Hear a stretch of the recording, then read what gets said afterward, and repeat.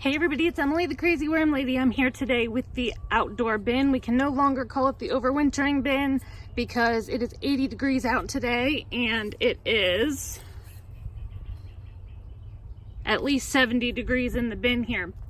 So I wasn't planning to film today. I was going to do it tomorrow, but I came out here to turn it up and see what it was looking like, and it was just too good to pass up. So I just wanted to show you how many worms have hatched or survived the winter in this bin. They look super healthy. I'm seeing a ton of springtails, a ton of millipedes, all sorts of, good guys that work together to compost. And I couldn't be more happy about it. The leaves down below, if I can get to them, are so nice and dark, and the worms are working through all of them. There's cocoons all throughout this bin. I mean, like, everywhere I look, I'm seeing cocoons. I saw 2 worms mating when I first opened this up earlier. But really, I mean, you can see how dark everything is. This could be added to the garden, even with some of the unprocessed leaves, because the worms would finish working on it in the garden. But you can just see everything's looking super processed and very healthy. Sorry guys, a bee just flew in my face. Super healthy. I mean, look at how red. I believe that is a red wiggler, but look at how red and healthy he looks. There's some more over here that looks like that might be a red or a euro, could be a young euro, but they look really, really good in here. I just can't get over it. I just keep digging and I keep finding more and more worms and cocoons, tiny little scraps of food here and there. There were a few spiders that set up shop in here, which is perfectly fine as well. When it's not in my house, I could care less. They're all working together to compost. But I'm going to be trying to bait some of the worms to the very top of this bin, because I'm going to try to pull some of them out to put back in as we try to use this over the summer. And I want to use some of this finished, or mostly finished compost. It's almost like a mulch layer at the top of my garden for a slow release fertilizer.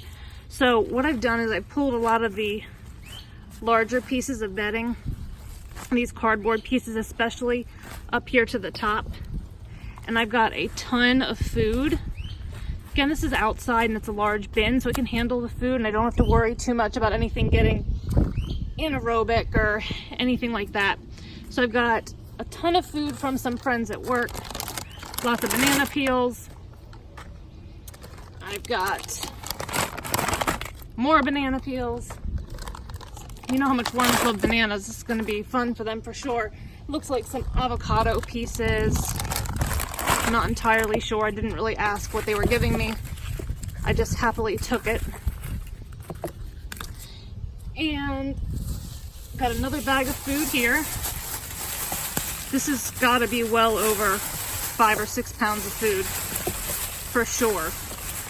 And there are some labels and things in there that'll have to be pulled out later, but I'm really not worried about it. This is all still frozen, so the worms will work into it as it starts to break down. But I'm literally going to spread this all the way across the top. And I'm going to get a little bit of some leaves. I think I have some leaves to cover this all up with. And then we'll probably call it a day. And then next week we'll come back, see how they're doing. And maybe in the next week or two, take all the worms out from the top. And whatever worms are left in the bottom will go to the garden when I pour this compost out. So huge bag of leftover leaves from last year. I'm going to pour the rest of what's in here into the bin. I'm knocking the camera and everything, guys, sorry. It's a large bag, and it was eaten through from the bottom, probably from worms over the winter. And I'm going to top this all the way up. That food is really, really wet, and so this will help absorb it. And hopefully when we come back in a week or so, the worms will have moved up. This being an outdoor bin, I don't really feel the need to add a lot of grit. They've got a lot of these leaves and all, which are going to probably have some sort of grit properties, but I just think the contents in here they'll be able to process. If I start to see signs that they're not doing well, I will add some, but obviously in nature there's no you know, grit source in a leaf layer. There may be sand in the soil, but I think they'll probably be okay. So it'll be a little experiment on its own just to see if they tolerate it okay without having any grit. But I'm gonna run inside. I'm gonna just wrap this up with a little information for you guys, and then we will come back next week and see how crazy they're going for all of those bananas. Okay guys, I thought it'd be fun to finish wrapping up down here with my cocoon breeder bins. I know I've taken some pictures and shown them to you guys, but I wanted to remind you that cocoon orders need to be placed by Wednesdays in the morning in order to be shipped out that week. I only ship out once a week, and I do have quite a number of bins. I've got 3 per shelf, and I have a shelving unit over here that you can't see. So I've got a lot of bins going, a lot of worms that will be available via cocoon hatching, and the Worm Bin Basics series should be really helpful for anybody new or anybody who's trying to hatch some cocoons. So I just wanted to show you guys what was going on down here. I'm really looking forward to harvesting the outdoor bin and starting it up as a, you know, summer only bin. I'm really excited to see how they do with all of that food. It's probably the largest feeding I've ever given any system that I have. So it should be really, really exciting. So let me know what you think, guys. Drop those comments below. Like this video, subscribe if you'd like some more content from me, and I'll be back with you guys real soon for an update.